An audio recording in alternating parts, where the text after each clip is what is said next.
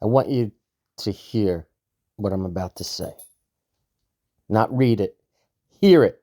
Because what I'm about to say is either the most important thing anyone on the left says this year, or it's the eulogy for a movement that had every advantage and squandered it arguing about aesthetics.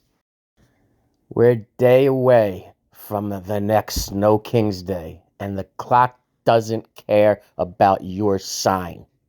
We're standing at one of those rare hinge moments in history, the kind they write chapters about, where a people either rises to meet the moment and what it demands of them, or they look back from 20 years of ruin and whisper, we had it. We had everything we needed, and we would let it slip through our fingers because we couldn't stop performing long enough to govern. That should not be our story. Not if I have anything to say about it. So let me say it plainly, the way nobody in a $4,000 suit on a Sunday morning ever will. We stop the division right now. We stop the performative outrage that earns the clicks and moves 0 votes. We stop pretending that Orange Man Bad is a platform instead of the sound a movement makes when it's run out of ideas. Because here's the brutal, unforgiving truth that every honest person in this party knows but won't say at the fundraiser.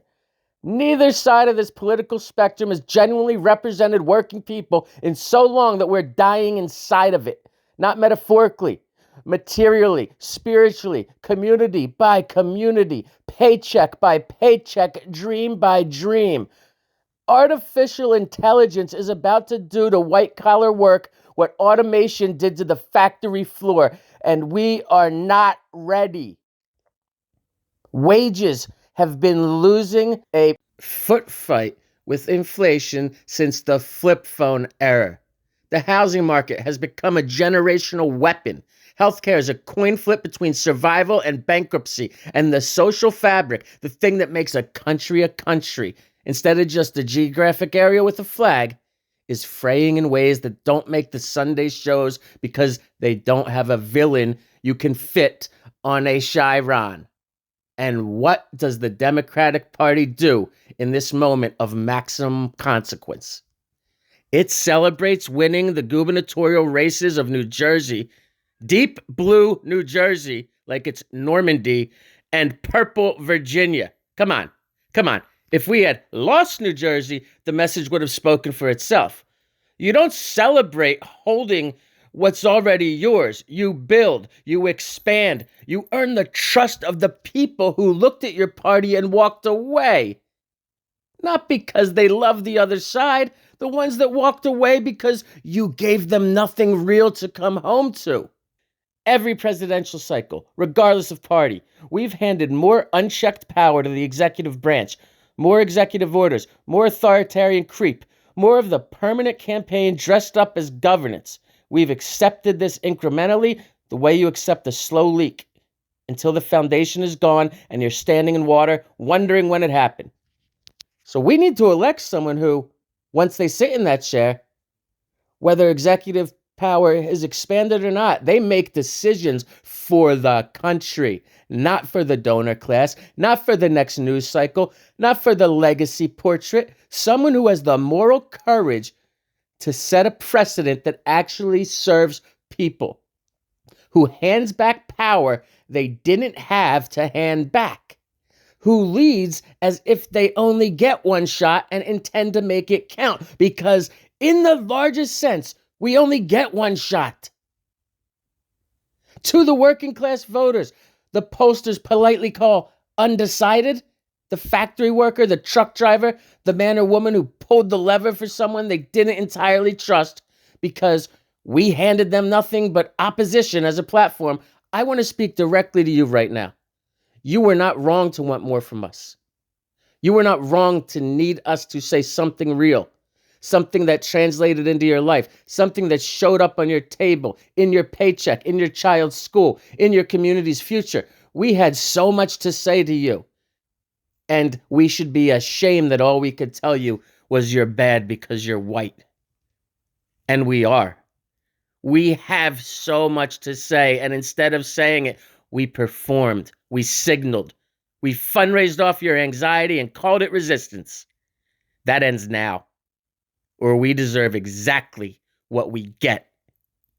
You want to know what I've learned? What anyone learns if they stay in this fight long enough? Like any given Sunday, you find out it's a game of inches. One half step too late, you lose the voter who was right there, hand outstretched, ready to come home. 1/2 second too slow, and the moment passes, and someone else defines it. Usually someone who does not have your interests at heart, but who showed up with a simple answer to a complicated question, and that was enough. The inches are everywhere. In every conversation at a diner, in a county we wrote off, in every door knocked on at a street we decided wasn't worth the trip, in every news cycle where we could have said something true and plain and instead said something careful and poll-tested and utterly forgettable.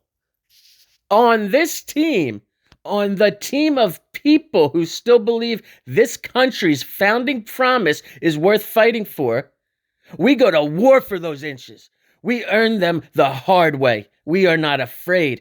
We have the argument. We knock the door. We make the case to the person who doesn't already agree with us, because that is the only person who can actually change the outcome. And we respect that, because when you add them all up, all the inches, all the conversations, all the unglamorous grinding work, actually building a coalition instead of curating one, that is the difference between winning and losing. Because governing and protesting between a free people and a people who got so tired they handed their freedom to someone who promised to be tired for them. I cannot make any of you do this, but I can tell you what I know. These people, your neighbors standing next to you, politically left, politically right, doesn't matter right now, is your countryman, it's your teammate.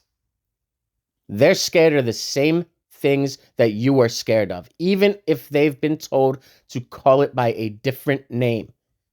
We either build something together with them right now from what we have, which is more than enough, or we die separately, screaming into our respective echo chambers, absolutely certain we're right and we're doing great, while the thing we are fighting over turns to ash. So I'll ask you, what every great leader, every great general, every great coach in a moment like this has to ask: what are you willing to do with the time you have left? Because the inches are still there. The voters are still there. The country, barely, beautifully, stubbornly, is still there. Go fucking get it. I'm Ryan Smith, and if this made you uncomfortable, good. If this lit a fire under your ass, better. Follow my revolution and join if this means something, because in a short amount of time, the list of subscribers will be a directory for the NSA and the CIA to come bang down the door of the army of revolutionaries. But that's only if you have the balls for it. It's only if you're actually up for anything besides saying you're up for it. This is a real revolution, and that subscriber list grows with a real will. Who's real? Let's fucking go. Everything they told you is wrong. I'm here to set it straight. Subscribe, join the conversation, click comments. Comments.